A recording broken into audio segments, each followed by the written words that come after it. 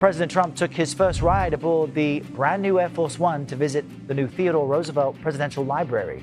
This jet was a gift from the government of Qatar. The Pentagon retrofitted the plane, which cost hundreds of millions of dollars, but the president is downplaying that expense. It was very little relative to what it would cost if we did it a different way. So this was a gift from a country that's treated us very well.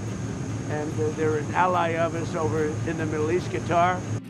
Here to discuss further the president's new luxury plane and other big issues is CBS News senior White House and political correspondent Ed O'Keefe, who seems like he's feeling the heat in D.C. already.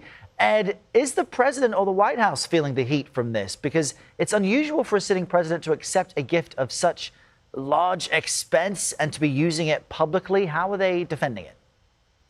Well, they're defending it by showing it off. You're going to see it several times this weekend, and likely when he goes to the NATO summit next week in Turkey, it'll make its global debut. But the president yesterday defending it by, as you heard him there say, there are other Boeing jets in the process of being prepared to serve as the new Air Force Ones.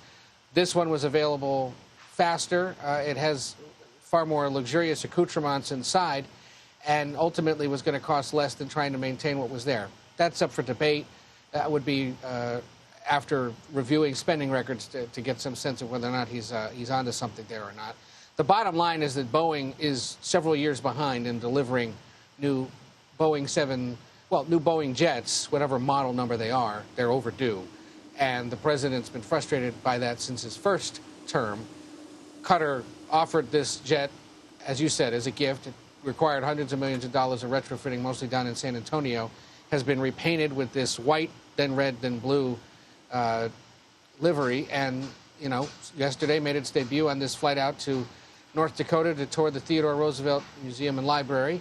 And will be used again tomorrow when he flies to Mount Rushmore, we expect, and may very well factor into the dozens, yes, dozens of flyovers we're expecting to see here on Saturday for the 4th of July. And Ed, the White House is facing this heightened scrutiny due to both the new plane and the president's financial disclosure, which folks are really getting a close look at.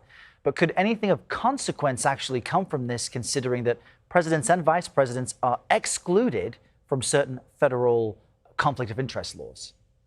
They're exempt from the conflict of interest laws. There are some in Congress who've argued perhaps they shouldn't be. That's up for legislative and judicial debate that could take several years. What others have been focused on in both parties is the idea that the crypto industry, which is the one the president seems to have reaped benefits from the most, more than $1 billion, is ripe for more regulation. This administration has had a more laissez-faire approach to crypto, saying it deserves to just sort of continue on and with light regulatory touch. There are Democrats, however, who argue it needs far more regulation, and in doing so might restrict the wealth that the president has been able to generate for himself.